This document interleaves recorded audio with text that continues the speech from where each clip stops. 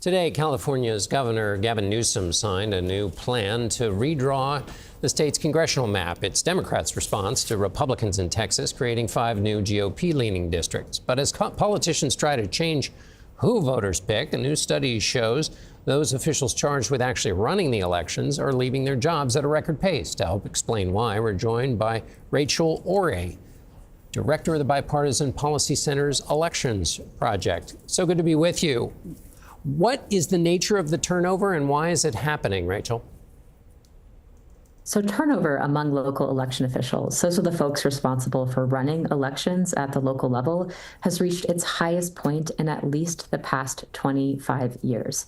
So to put that into perspective, in the 2024 presidential election, we saw 41% of local election officials administering that election for the very first time. What stands out to me about our analysis of turnover, though, is that turnover has been increasing steadily for the past 2 decades. It's just that after 2020, that turnover rate increased and started to increase more quickly.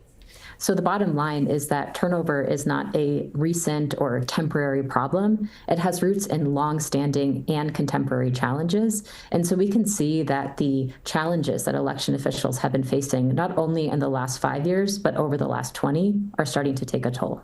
Give us a sense of what some of those challenges are that they face.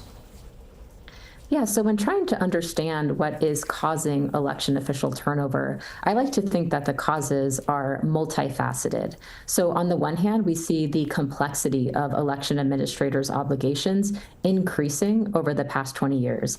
As elections modernize and threats evolve, election officials are all now responsible for everything from cybersecurity to fending off threats from foreign adversaries to public communications, on top of all of their old responsibilities just running a good election.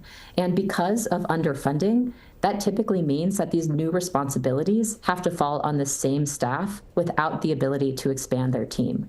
We also know that an unsafe work environment is a big role, as we have threats and harassment against election officials increasing over the last 5 years. That motivates some folks to leave their role, not to mention the psychological toll of being under the spotlight and being desperately afraid to make a mistake. The report found a large state or small state or population difference. Where does that come from?